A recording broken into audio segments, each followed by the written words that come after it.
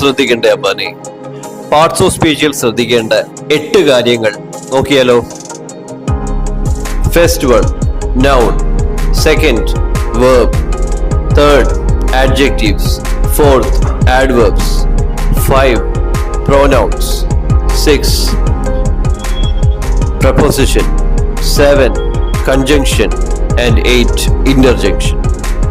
ആദ്യത്തേതെന്ന് പറയുന്നത് നൗൺ ആണ്. നൗൺ എന്താണെന്ന് നമ്മൾ സ്കൂളിൽ തൊട്ടേ പഠിക്കുന്നതാണ്.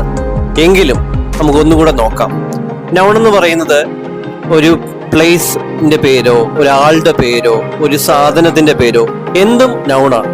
Noun is nothing but the name of a person, a thing or a place.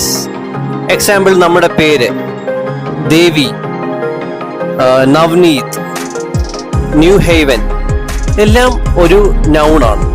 ഒരു സ്ഥലത്തിന്റെ പേര് ട്രിവാൻഡ്രം, കൊച്ചിൻ, കേരള എല്ലാം നൗണാണ്.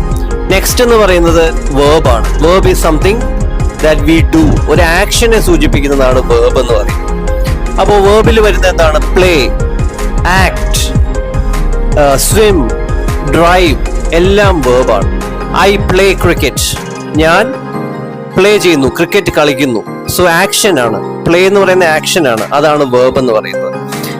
Then we go to school, go എന്ന് പറയുന്നതാണ് വേർബ് എന്ന് പറയുന്നത്. Next is adjectives.